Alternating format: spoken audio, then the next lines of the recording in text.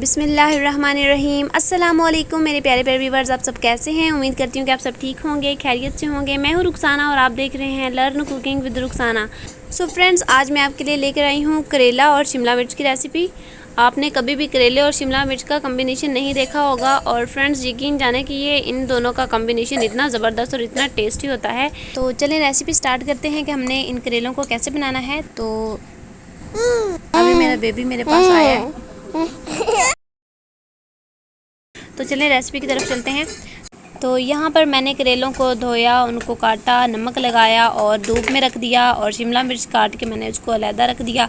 उसके बाद जब नमक लगाना है, ज़्यादा नमक नहीं लगाना। जब उसका पानी निकल जाए धूप में रखने से, फिर उनको हमने अच्छे से धो लेना है कि नमक इसमें ना रहे। तो उसके बाद फिर हमने ऑयल ऐड किया कढ़ाई में और हमने करेले भी डाल दिए और उसमें शिमला मिर्च भी डाल दी। अब हम उसको फ्राई कर रहे हैं। हम यहाँ पर इन करेलों को और शिमला मिर्च को सिर्फ इनका कलर चेंज होने तक पकाएंगे, ज़्यादा नहीं पकाएंगे। और इसको मैंने अच्छे से धो लिया। इसकी जो कड़वाहट है वो नमक ने बिल्कुल निकाल दी है। ये बिल्कुल भी कड़वे नहीं हैं और बहुत अच्छे और बहुत ही टेस्टी करेले बनते हैं।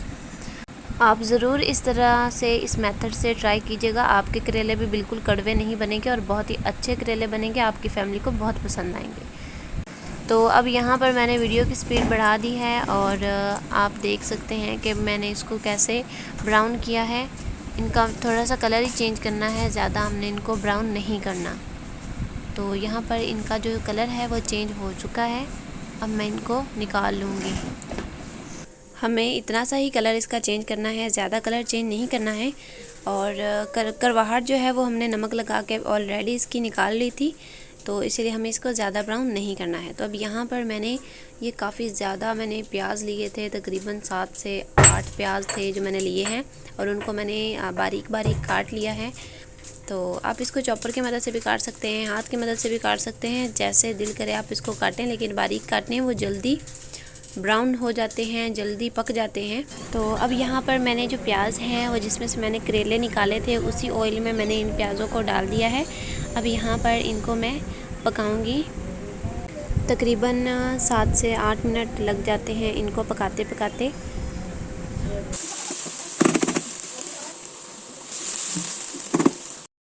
हमारे जो प्याज हैं वो ब्राउन हो चुके हैं। अब यहाँ पर मैं इसमें एक लार्ज साइज़ टमाटर ऐड कर दूँगी कट करके और इसको मैं पकाऊंगी।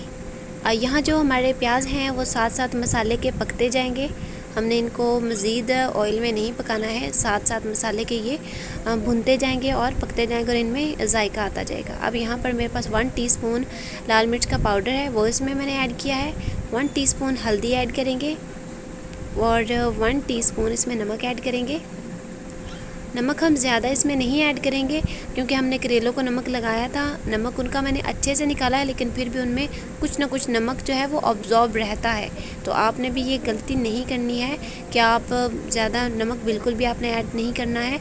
एक तो अपने करेलों को बहुत अच्छे से धोना है और दूसरा आपने नमक कम ऐड करना है। बाद में आप टेस्ट करें, अगर आपको नमक कम लगे तो आप उसमें और ऐड कर सकते हैं। तो यहाँ पर मुझे 1 मिनट भूनने के बाद मैंने इसमें ग्रीन चिलीज़ ऐड कर दी हैं 1 अदद। तो अब मैं इसको मज़ीद 3 से 4 मिनट के लिए लो टू मीडियम फ्लेम पर भून लूँगी। फ्रेंड्स, यहाँ पर मुझे मसाले को भूनते हुए 3 से 4 मिनट हो चुके हैं। लो टू मीडियम फ्लेम पर मैंने इस मसाले को भुना है। आप देख सकते हैं प्याज अच्छे से भुन चुके हैं और बहुत अच्छी खुशबू आ रही है। अब यहाँ पर जो हमारे करेले और शिमला मिर्च हमने फ्राई करके रखा था, हम उसको इसमें ऐड कर देंगे और इसको हम मज़ीद भूनेंगे। और जब हम इसको भूनेंगे तो इसमें जो हमारा मसाला भुना हुआ उसका टेस्ट करेलों के अंदर चला जाएगा और ये बहुत अच्छा और बहुत मज़ेदार करेले की जो रेसिपी है रेडी होगी। अब यहाँ पर मैंने इसमें ऐड कर दिया, इसको अच्छे से करूँगी मिक्स और इसको हम भूनेंगे। यहाँ पर मैं इसमें एक ट्रिक आपको बताती हूँ। करेले में एक अच्छा टेस्ट लाने के लिए हमने क्या करना है। तो यहाँ पर मैंने करेलों को हाफ़ मिनट के लिए भूना है और उसके बाद हमने क्या करना है, इसमें अदरक लहसुन का जो पेस्ट है वो अब हम यहाँ पर ऐड करेंगे। यहाँ पर अदरक ऐड करने से क्या होगा, इसमें टेस्ट जो है वो दोबाला हो जाएगा। और हाफ़ मिनट मैंने इनको भूना है। हाफ़ मिनट भूनने के बाद इसमें अदरक लहसुन का पेस्ट ऐड किया है और अब मैं इसको मज़ीद 3 से 4 minute low to medium flame पर भूनूंगी। तो फिर आप देखिएगा कि इसमें कितना अच्छा टेस्ट और कितना अच्छा जायका आएगा। तो यहाँ पर मुझे इसको भूनते हुए 2 से 3 मिनट हो चुके हैं। अब यहाँ पर मैं इसमें 1/3 टीस्पून चाइनीज़ नमक ऐड किया है, 1/3 टीस्पून इसमें गरम मसाला ऐड करेंगे और 1/3 टीस्पून मैंने इसमें अभी काली मिर्च का पाउडर ऐड किया है। अब इसको करेंगे मिक्स। मैं हमेशा और बार बार आपको यही कहती हूँ कि जब भी आप मसाले बाज़ार से लाएं, उनको ग्राइंड करने से पहले आप उनको हल्का सा रोस्ट कर लें। रोस्ट करने से क्या होता है कि उनकी खुशबू बहुत अच्छी आती है, दोबाला हो जाता है उनका टेस्ट, उनका जायका। और दूसरी बात ये कि उनको लास्ट पे ऐड किया करें, उनकी खुशबू, उनका जायका बरकरार रहता है। तो यहाँ पर मैंने जो खुश्क मसाले थे वो ऐड कर लिए हैं। अब यहाँ पर इसमें फ़्रेश कोरिएंडर ऐड करेंगे और हमारी खूबसूरत सी डिश रेडी हो चुकी है। तो दुनिया में अल्लाह ताला ने हमारे लिए जितनी भी नेमतें पैदा की हैं, हमें उन हर चीज़ को खाना चाहिए, किसी से मुंह नहीं मोड़ना चाहिए। खाने में हम लोगों को नुक्ताचीनियाँ नहीं निकालनी चाहिए। तो इसी के साथ मुझे दीजिए इजाज़त। डिश हो चुकी है रेडी। अल्लाह हाफिज़। मिलते हैं एक नई रेसिपी के साथ।